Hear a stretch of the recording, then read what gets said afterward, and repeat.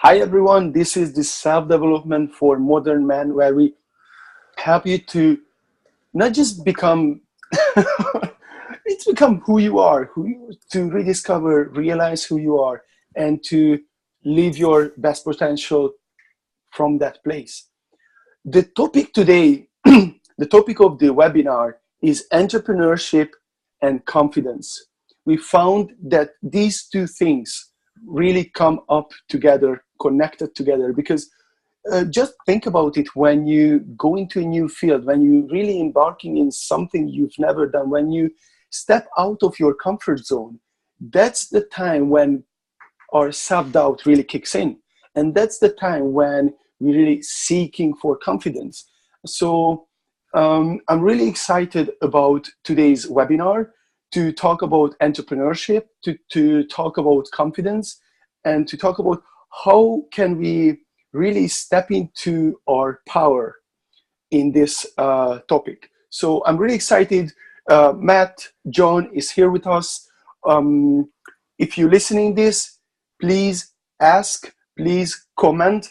This really meant to be interaction between us. This is our way to giving value and to connect with you guys. Keep with us. Matt, I give the first word to you. Okay, hi guys. So what comes up for me when the topic of entrepreneurship and confidence is, do we feel that they have to both, do we have to feel confident to be a good entrepreneur? And I think that's something that can stop a lot of people from starting anything, is waiting to feel confident before they do it, waiting to feel like they're in the right mindset to start a new business or to start creating work for themselves or finding clients. And I think that for me was the big thing that I learned, was that confidence doesn't need to be there to start something. And in fact, if you wait too long to try and feel like all your ducks are in a row before you get going with anything, you might never get started. And actually, confidence isn't a prerequisite of doing anything. It actually is a result of doing things. And I think for me, the more I stop waiting for having the right mindset and just take action, that's when things start happening. That's when things start moving. And another thing I've learned is that really confidence isn't something that you find. Confidence is what's there when all the self-doubt leaves. It's not like you have self-doubt and you put confidence on top of it and then you're feeling confident. You've always got this inner confidence, and it's only the self-doubt that stops it from being able to shine. And that changed a lot for me, realizing that it was but my stressful thinking. I'm always confident, because we never notice when we feel confident. We only ever notice when we're feeling unconfident. And it's going back to sort of, themes of other things we've talked about, really. And it's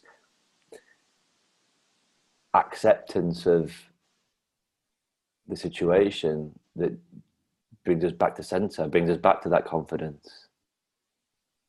And thinking, well, I don't need to worry about how I'm feeling. I just need to get into action. And confidence comes from that. And your entrepreneurship starts to develop from that place of taking action and not waiting to feel ready, perhaps. Boom. This is it. Thank you, guys. It was a nice webinar.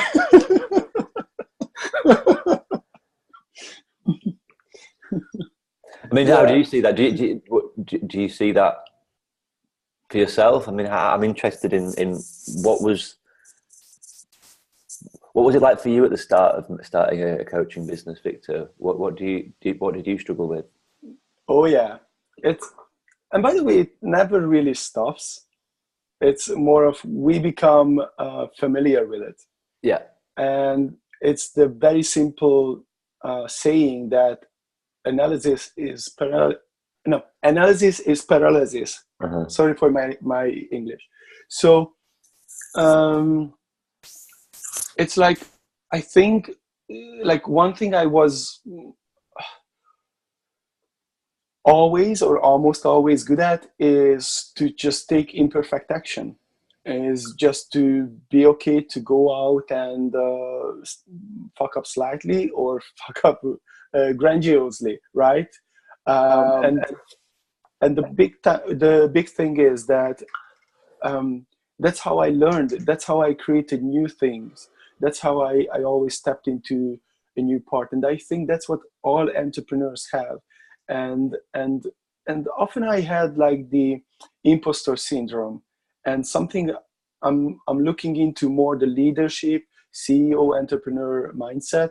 And something I'm hearing is that, one, they do feel really alone. Second, that they have the this impostor syndrome, like constant, because they are just always moving outside their comfort zone. So really, like, that's how entrepreneurship and confidence comes together. Like, it is about moving out of our comfort zone, and that it's quite natural that we start to look out for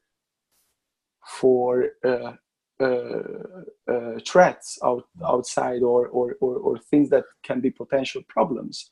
And because of that, we start to have self-doubt. So it's really important to then know how to be in that place. So definitely when I started out, I had a self-doubt when I started to record my first videos.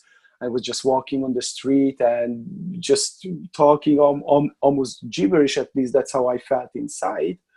And sometimes I was watching back the videos and, that was horrible. Sometimes I get a few likes, I felt amazing. So it was all a roller coaster. But at the end of the day, it was all about stepping onto the path of mastery and be willing to be a beginner and not stopping to be a beginner. So it's like, on this way of whatever you do, you always want that kind of Zen mindset, that kind of beginner mindset, that you always kind of open to new things. Yeah, yeah. What about you, John? You're sort of starting a business at the moment. I mean, what's coming up for you as far as entrepreneurship and confidence right now? I'm sort of, I guess, I never thought it would come to this. I'm sort of stuck where, do you remember us saying, do or do not, there is no try. It's kind of like, with business, I really can't afford to try, it seems. It's kind of like, money is so tight. It's kind of like, there's no time for trying. There has to be more doing than trying, sort of a thing. And it's nerve-wracking, to be honest, a bit. What I find with a lot of people that I speak with, clients and things, is that we all kind of are hoping for this button to be pressed in our brains where we'll have all the answers, we'll know exactly what to do, we won't feel afraid. And that button doesn't exist. And I think the more you can get to the point where you just accept that that's never going to happen, right? So if you want to make something happen, you got to start doing it.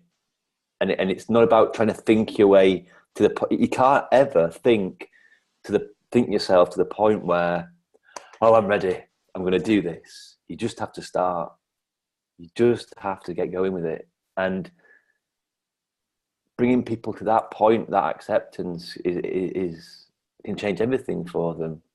And if you're watching this and you're feeling like you can't start yet, try and take the thought process out of it. Try and just put a note on the calendar to say, today, Monday morning, 10 a.m., I'm going to take action. And then just do that without thinking about it too much. Because the minute you start doing that, new ideas come to you, new confidence appears. momentum is a powerful thing. The minute you start something, you do start taking more action.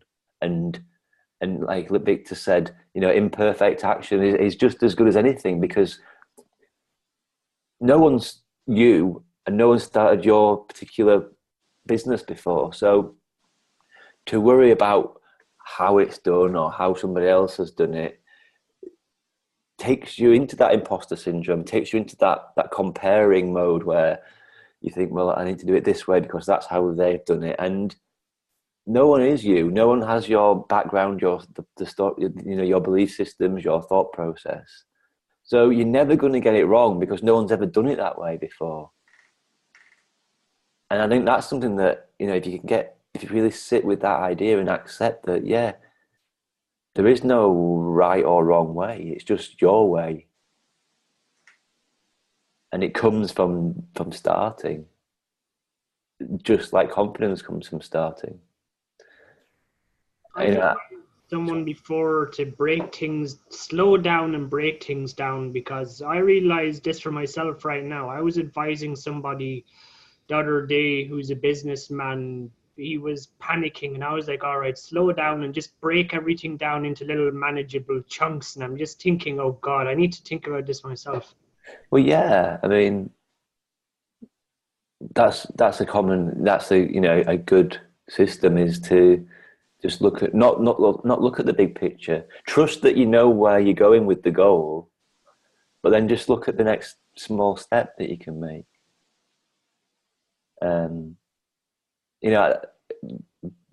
JP Morgan, the coach, who I mean, John Morgan, he has this analogy of this is your goal, this globe of your goal, and you smash it on the floor, and it's just in a million pieces. You just pick up one piece and say, okay, what's this piece do? That's all we're looking at right now. Forget all the stuff on the floor. What's this piece? And when that's done, pick up another piece. It's like a jigsaw. But all you need to worry about is that little small piece.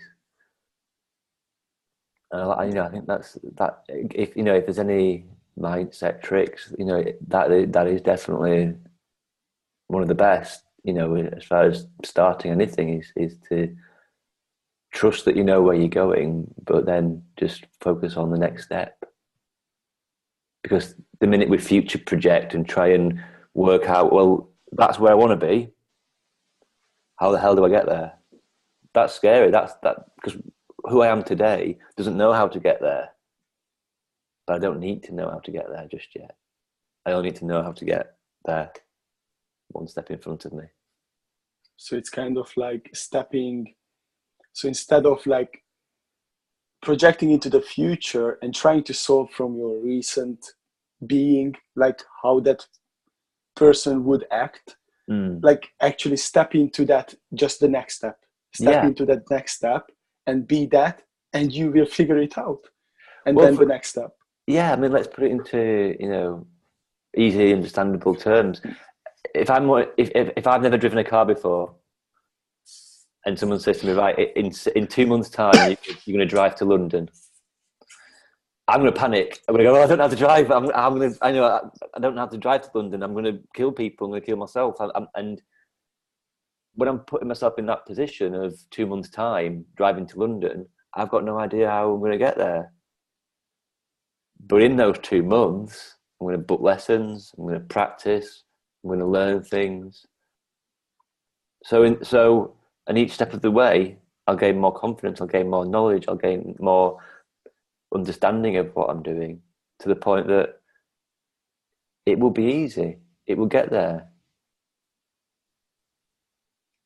John's just said he's realised he's way more. Well, you say it, John. Don't type it. Say it, man. I just was saying, I realised I'm way more business competent than I let on to be. It's kind of like, I got, for a while there, I was really just getting caught up in myself. Yeah, you believe in your own bullshit because it was the easy option. Yeah, it's too easy sometimes to get caught up in our own bullshit. We all do it, I think that's the thing. I think that's, again, a practice that is useful to continue with as an entrepreneur is to self-assess that. You know, are the things I'm telling myself true, or is it just a security blanket for me? Yeah, and the other thing I want to say is that often we ask the wrong questions in terms of what if I reject? What if they reject me? What if I fail? What if I look good? Or what if I look bad? What if I mess up something? You know, and so these are all the wrong questions. I mean, these are quite natural questions to the mind, because that's what the mind does. It concerns about the ego, about the self. But if you truly, as an entrepreneur, a coach, a leader, someone who's got a message or a mission, entrepreneurship is really about serving. Mm-hmm. Really about serving, and the value exchange is just a byproduct of that. So a much more quality question. And if you bring your focus towards this, then you will feel the shift. Is that instead of focusing on yourself, let's focus on the gift you can give. Mm-hmm. And sometimes it can be just a gift to one person. Sometimes I recorded a video and one person wrote back like, hey, thank you just for today, this is what I needed to hear. Mm-hmm. And these are the important parts, when you can make a difference, when you can make an impact.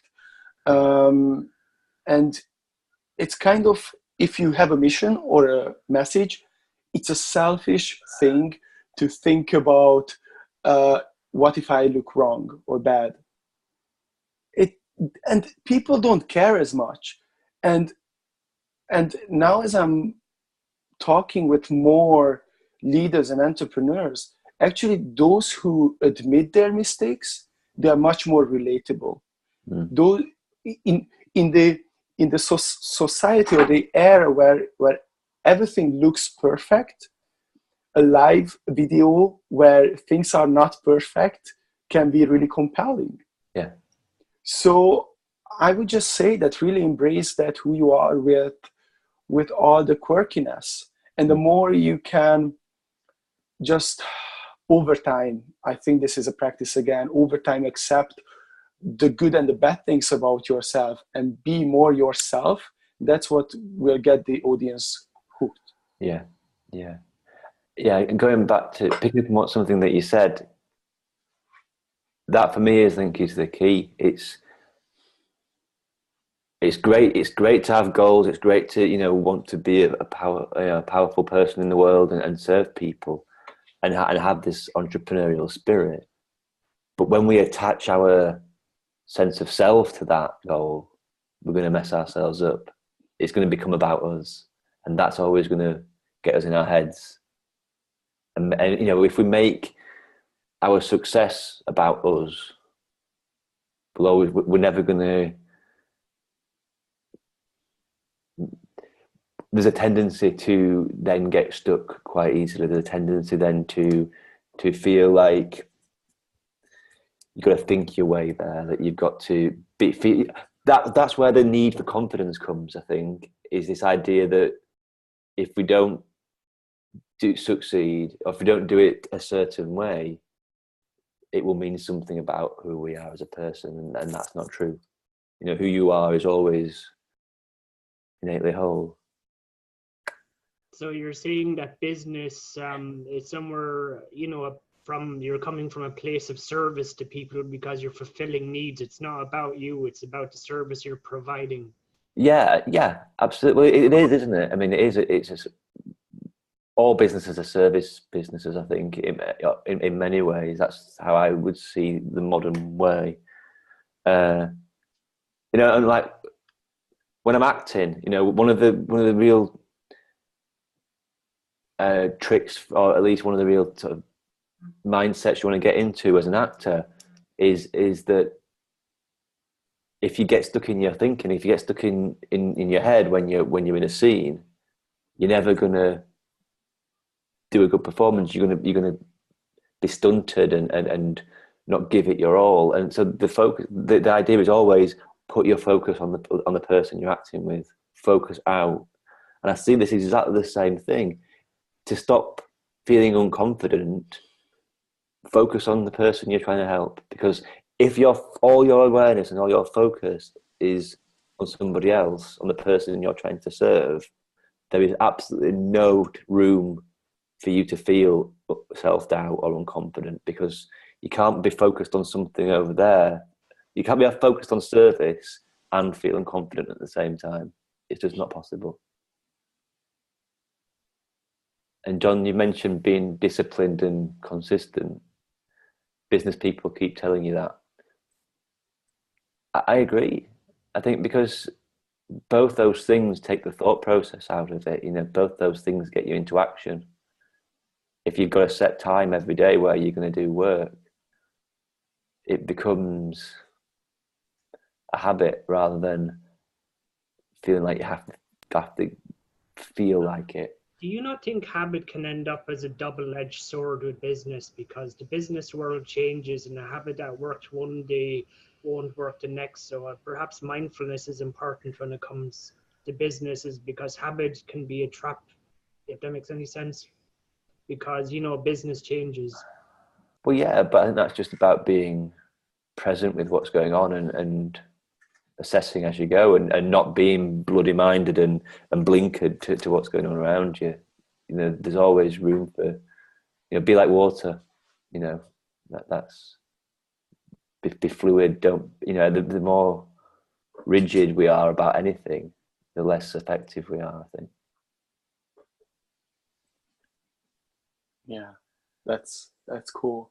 And I think the other thing is just to be willing to get hurt. I think that, so, and be willing to be not liked, or be willing to not be perfect. So something I exploring, and also exploring with for myself and with my clients, is that, hey guys, it's like I'm fucked up. I'm fucked up too. And you know what, and it seems like controversy with my message, but it's not at all. Because when I'm saying to them, hey, I'm fucked up too, it's like there is a shift happening energetically. They allow themselves as well to be fucked up. Because, I mean, that's how our mind sees us. Like, we try to avoid these bad things, right? And the first shift is just to allow whatever judgment we have, just to allow that to be there, and don't have judgment about the judgment. and once we see that it's okay to have the shadow side there as well, we kind of see, like, yeah, the whole thing is a whole thing. It's actually good. But first we have to kind of open up to this reality of busting the concept that it's bad to be bad. If that makes sense. Yeah, I agree. And I think another thing that can trip you up and lead to lacking confidence when you starting out, or even at any time really, is comparing yourself. You know, it is not allowing yourself to just trust that who you are and what you're doing is unique to you, and that's enough. You know, because when we compare people, we always compare what they look like on the outside. We always compare our inner turmoil with what we see as their polished, you know, the thing that they're giving out to the world. You know, so this is why, you know, social media is so often now linked to mental health problems with teenagers and stuff, because there's these people with, you know, looking on Instagram at all these, you know, people who've got all these filters on, and they've maybe taken like 30 shots to get this one that this one shot that looks amazing of them. But all we see is that finished product. All we see is that one photo that they've spent maybe 2 hours getting right, and we think, well, I can never be like that because I feel all messed up on the inside, and we don't know what that's the road to getting stuck, isn't it? Is to think, well, this guy's got such a he's getting all the clients and he's got this great website and he's writing and he's doing all these blogs and articles and but that's only what we've seen because that's what he lets us see. I'm not saying he's not doing well, but he's probably struggling a lot and making a lot of errors and failing quite a lot as well, just like we all are, and that's okay too. Yeah, there's no such thing as an overnight success. It only looks that way, as you're saying. Absolutely. Yeah, the thing is, we don't see the way led up to that point. Yeah, because the way led up to that point, that when they failed a lot, they weren't known, they weren't seen. So when they've been already seen, we see them, we see their success, and the filter goes on top. Michael Jordan, he was participating in a commercial. I think it was a Nike commercial or something like that.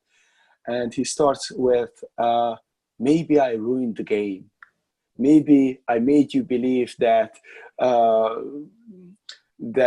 I don't know, that I am a success, or I don't train hard, or things like this. Maybe I made you think that I didn't train in all of my life, almost all day. So and failed a lot. So actually, we just see kind of the Michael Jordan at the end, and all the buzz around him and the picture, but we don't see the work he put in, and we don't see all the struggles and failures and everything. We just see the kind of the end result, and that's like a huge trap, because we're seeing this over and over and over on Facebook, on Instagram, in the telly. It's just, that's what we see. Yeah, and we see what we want to see as well. So if we're down in ourselves and feeling like our business isn't going well, we just focus on the things that aren't going well. We focus on the failures. We don't see all the good stuff we have done. John, you just said that someone's got a question. No. I said somebody who can't be here may have a question they will relate. Oh, just represent us. Gotcha. Okay, but yeah, and going back to Michael Jordan, I think I've seen a quote by him where he's talking about all the stats, in his career, about how all we remember is, all the shots that he took, but he says, like, I missed more shots than I scored, but because it's Michael Jordan and we've got this frame that we see him in, we filter out all the failures and just think, well, he's amazing. He never misses, and that's how we do it. Probably do it the opposite way with ourselves. We just focus on the misses quite a lot of the time. And I think, if anything, that's a skill of successful entrepreneurs, is that they do accept the failures, but do focus on the wins. And I think that's a practice that you can get into that does help as a confident entrepreneur, which is to explore the truth behind what you think about yourself.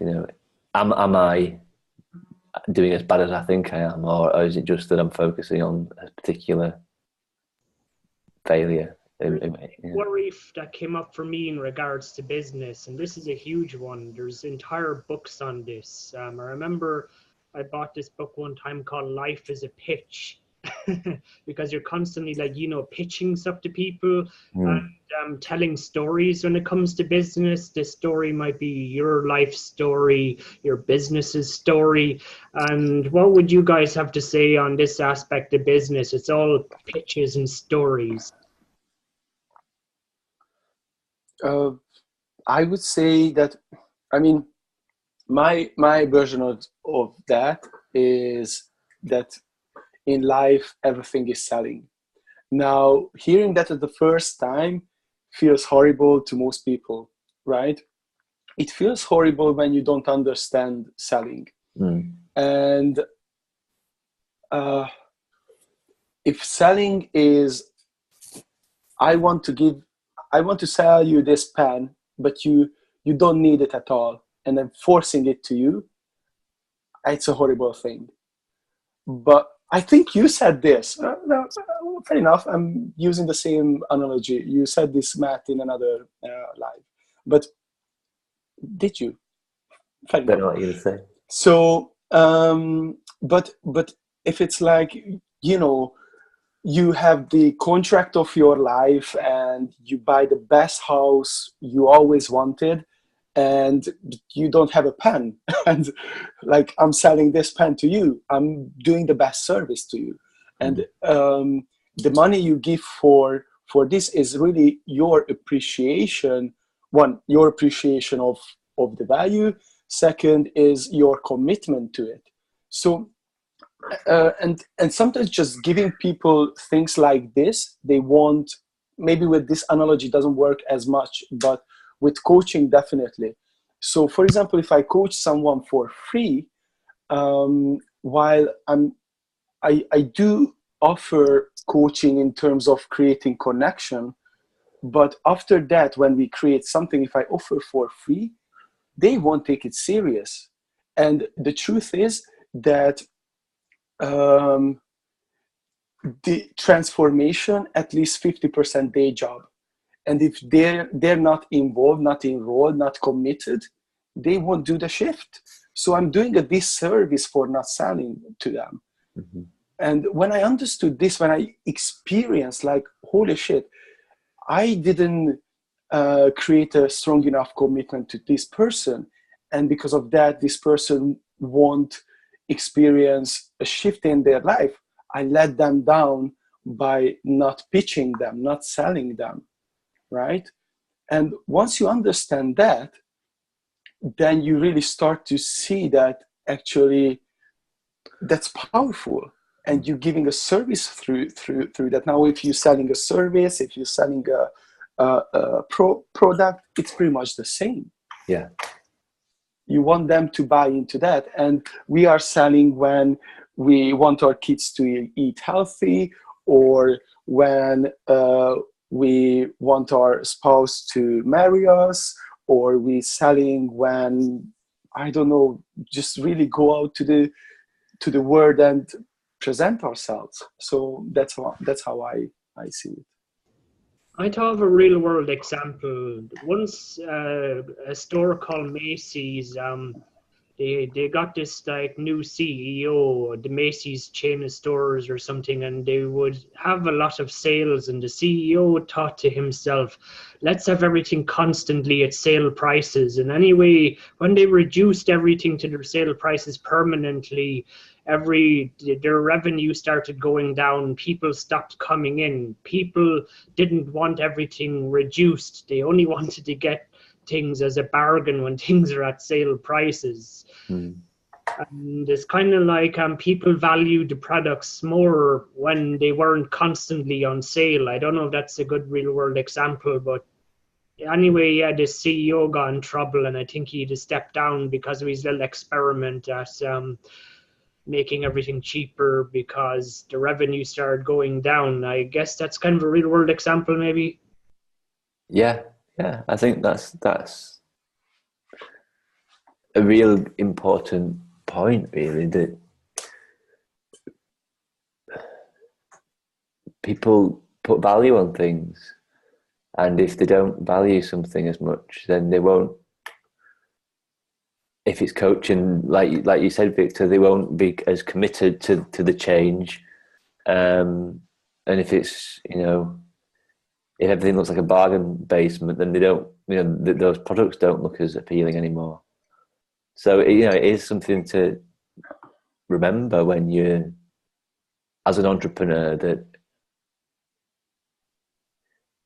it's important to value yourself and what you give out, what the service you provide, because if you don't value it, then nobody else will. Price creates value. Price creates perceived value. So it's like you put a price on something.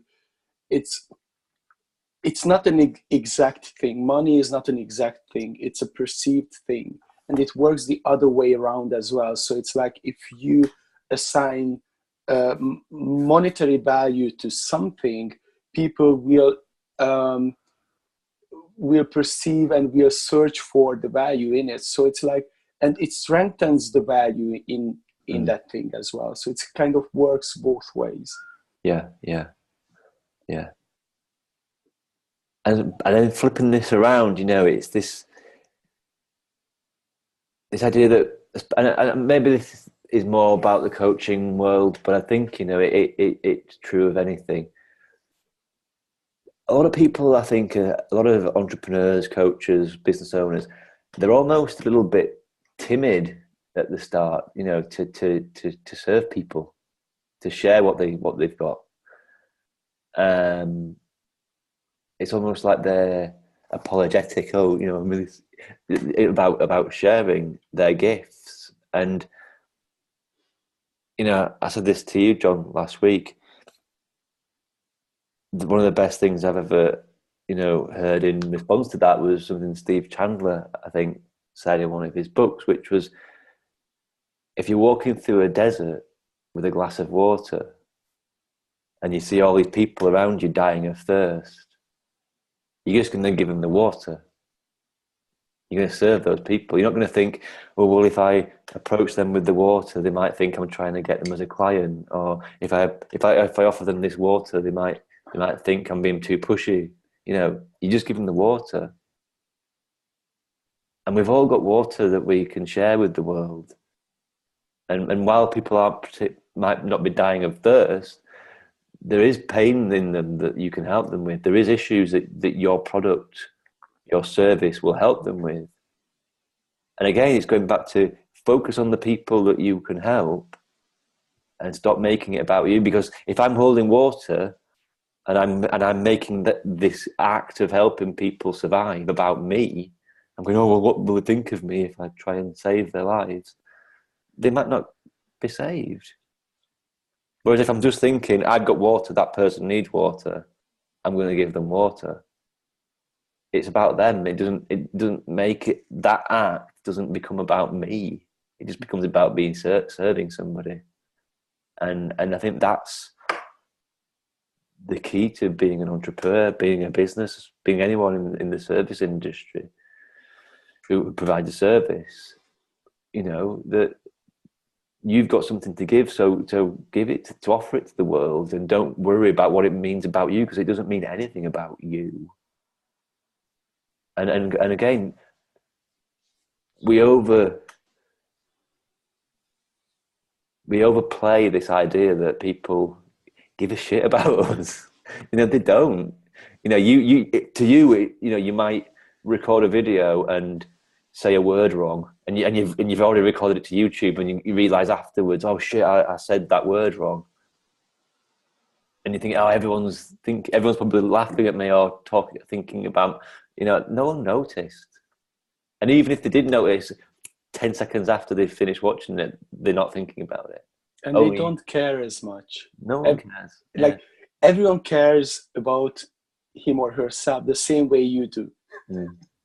So I think as we get older, that's a huge realization that when we were 16, we thought like everything rolls around us. It's like everything.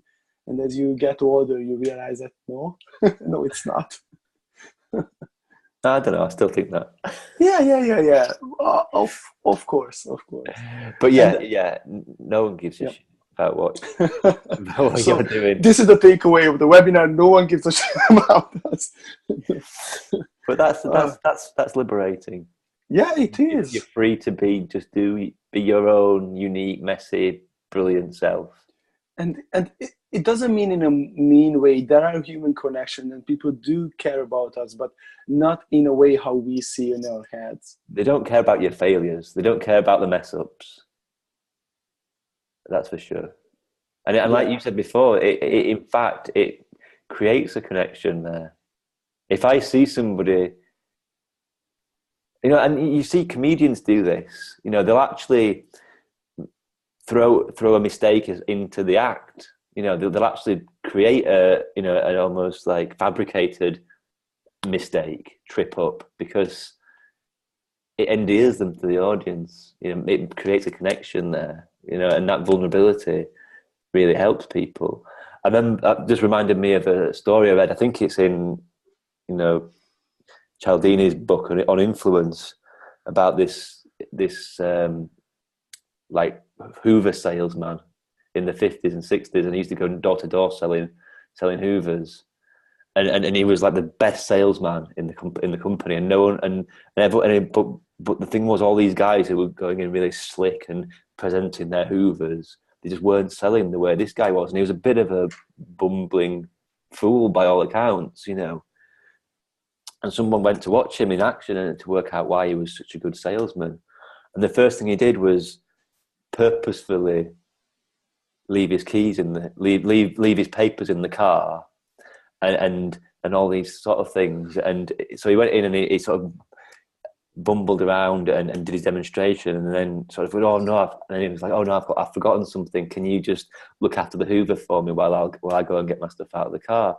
And it was that act they worked out that was what made him such a good salesman, because he created trust there. He was leaving the hoover with them, so they started to think, well, this guy obviously trusts us. He obviously likes us. We trust him. We're going to look after his hoover. And B, he created this idea. Well, he's not trying to sell anything to me, because no slick salesman would leave all their stuff in the car, and it just created much more of a human connection. And that's why he did so well. And I think that's a real good takeaway, is that actually it's better to be a bit messy and be unique, because that is what people connect with, I think. Because deep down we all know that we are not perfect, and deep down we are kind of yearning for this acceptance of that part of us which we would rather just shut into the pit. And that's like the big thing in confidence. That's why confidence is a buzzword. That's why confidence easy to sell. That's why confidence what everyone wants, because deep down we want that feeling of it's okay to be me. I'm enough. Just for being. I don't need to do anything in order to achieve enoughness. And it again doesn't mean that you cannot do anything. You will, but you don't have to. You don't need. Hey, any thoughts on that? Or something else? Sorry, we had 2 questions from Michal. You relayed them to me, if that's okay. Yeah, shoot. Question number 1 is, so if I get funds from investors and my project fails, how to deal with the debt? More practical business question. So if I get funds from investors and my project fails, okay. Well, I suppose that first of all, what comes up for me is that you want to make sure that you create a agreement with those investors as to what happens in that situation, rather than just them being left with no money and no outcome. How to deal with that? I mean, get a loan. I don't know. I don't know the money situation, so I can't really answer that question. That's kind of interesting because I mean, if someone, so does this person invest or does this person giving you a loan? Like the two things are not the same. Mm-hmm. So sorry, how? Situation he's like an inventor and he's trying to get some money to make his inventions, and that's the context of why he asks. Yeah, but what? So how angel investors work is that they see potential in a project, and obviously you can make up your own agreement around what happens if the project fails, but they taking a kind of risk. So you can go to the bank and take a loan, or you can go to investor and work out your own kind of agreement around it, as Matt said. But if it's the same as taking a loan, why not just take a loan? I mean, right? I don't want to give really business advices in this term. Just I didn't quite get it. A really good or other ways you can do this in this era, it's really good, is if you create a good pitch, if you can explain to people with true emotional stories how and why this will change their life, you can get funding on Kickstarter, for example. Yeah. And that's a much better way of going about it. It's just if you got to that point and kind of earned your way by having a good pitch that people will buy into it, then you will get the money. So it's like you work up front instead of just jumping into it, take a big loan or investment, and then, just see how the shit falls, right? Do you know what? If a client came to me with that question, I wouldn't explore that aspect of it either. I think my take would be, if that is something that is stopping you starting, if this fear of being in debt with your investors is stopping you starting, I'd want to explore what's behind that. Because for me, what I'd see is behind that it's not the debt that you fear. It's that you don't think you'd be able to cope in that situation. And you can. And if that situation happens, you will know what to do and you will be able to cope. So if that's the thing that's stopping you, it's not that's all a made up thing. The project failing and not being able to deal with debt is just a thought. It's just a thought form that is stopping you. Sorry, Matt. His situation is he's actually started and he's in the process, and I think that's where he's coming from, to give some context. Okay, but again, I don't see what the. I mean, that's, you could say, what if, forgive me, but what if the project didn't fail? Do you know what I mean? Like, it's that question doesn't have any basis in anything. So I'd want to explore why are you asking that? And is it because you feel like you won't be able to? You fear not being able to cope with that? And if that's the case, then I think you will always find ways to deal with these things. But until that happens, I don't see what's the point of even worrying about it. Sorry, there was one more question I just wanted to get out of the way really quick since it's almost over, and I think we've answered this in another way. It's difficult to create hype in the industry that my product belongs to, because it's not for the common people, but for the industry itself. And I would personally advise Mihal in this situation that it's making products for people in the industry itself. In a way, in some ways it's no different than doing it for the common public, because you're still serving people whether you're in the industry or not, kind of a thing.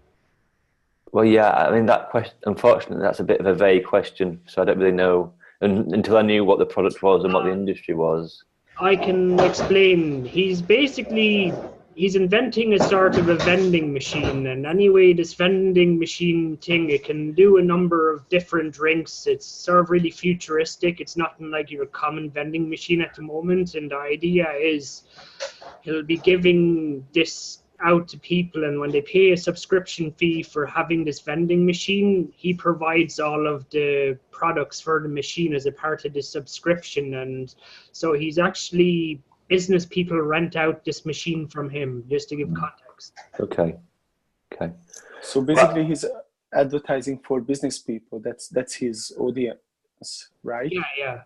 That's to give context to his question. I'm just sort of focusing on this term, the common people. What's that? I'd want to explore with him what that means, really, because. Oh, I just said that. That was just my own terminology. I was trying to distinguish between business people and non-business people in sort of a loose sense. I was just trying to say that he's advertising more so to business owners than non-business owners, kind of a thing. Yeah. But do they exist different to normal human beings then? Do you know what I mean? Like Victor said, it's you're serving people. Yeah, that's what I was saying as well. It's like no difference. You're still serving people. That's what I was getting at. So, yeah, sorry, you said it. Yeah, because I think that's just a story, all that, to be honest. I'd want to really sort of explore if that's true, because I don't see that. I think it can be an excuse. I think, you hear it so many times with new coaches, I don't know how to get clients, and going back to Steve Chandler, his response is always, oh, that must be awful that you've exhausted the 6 billion people in the world and none of them want to be your client. Fair enough then. Do you know what I mean? Like, there's always people who will want your product.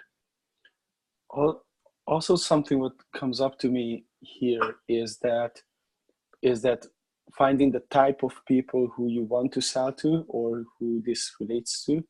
But again, there can be a big resistance towards who are they, and I'm not taking action because I don't know. And that's when it comes to just start connecting with people, just start speaking with anyone almost with this, or anyone who seems like it, like pick up the one piece and then the next one, and as you're just taking action and picking up the pieces of the floor, making connections, you will have better and better and better idea. So when you pitching your project to business people, whoever they are, you will know like what are their desires, strengths, challenges, what are the commonalities, what kind of people you love the most to work with or connect most to this product. But it's sometimes we try to make these games in our head rather than going out, start interacting, and we just learn so much from that interaction.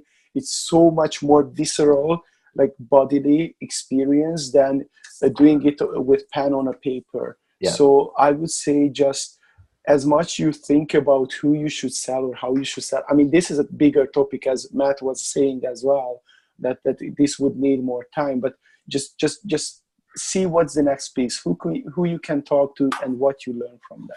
Yeah, I think we've come full circle, really, because I think that's what I'm hearing from what you just said, and I completely agree. Get started. Don't try and work it out before you... Don't sit there and think I need to have this plan of how to create hype in the industry and then go out and do it. Just start taking action. Start talking to people about your product. Start making connections. Well, yeah, I suppose it comes down to you do want word of mouth to spread as well, so you have to I guess charm does come into it, whether we want to say it does or not, kind of a thing, because you want word to spread, you do want hype. I know you And can I say something? Sorry, just it really comes here is that don't try to get the hype, Yeah. because like that becomes a thing. Rather try to be that person who who really passionate about this product, who really serves with this product, and like why is this important to you? Why this will change your audience's life? Well, yeah, And but it's not. yeah, Why is it not? Why is it important to them? yes, Yeah, I mean both are important, but if we because start you thinking you about, talk with from your experience why you are driven, but yeah, it's even more important that why is it important to them. But well, I yeah, think if we both start are. talking about like charm and stuff, that's like, oh, that's back on me again. And you don't need to worry about whether you're being charming or not, because if you believe in your Oh product yeah. and if you believe that the service you give to somebody is useful to them, none of that comes into that equation. They're all byproducts, probably being charming and being, energetic and excited about your product and your service. They're all byproducts of just being a positive human being and connecting with your audience, your the people you want to sell to. Yet companies spend billions of dollars on billboards and ads and pretty cars and models and, That's advertising. That's a different thing. well, yeah, I suppose, but yeah, never mind. I was going way off topic here. I mean, yeah, but that's just that's I think that's a different thing altogether. If you're starting to push a product to the industry, your belief in it and your desire to serve people will carry you through, I think. And everything else that comes from that is all the things that we think we need before that. Confidence, charm, a good way to connect with people. They all exist at the other side of just wanting to serve people. I think that we explored this topic again in great depth, and we kind of said what needed to be said. I mean, cases like this, it's like I would say require one-on-one attention if it comes to that. Mm-hmm. But anyway, thank you guys for being here. Ask your questions. Suggest topics you want to talk about. Matt, do you want to say anything? No, just thank you for being here. Great speaking with you guys as always. John? All right, guys. It was a great talk. If you have any questions, ask them in the comments section. Don't be afraid to ask them, no matter what. Yeah. And likewise, if you don't agree with anything we've said, let's get a discussion. Fuck off. Yeah. Leave the group. No, let's get a discussion going. Yes. That'd be great. Awesome. All right, guys. Have a lovely day. Take Bye-bye. care. Bye-bye.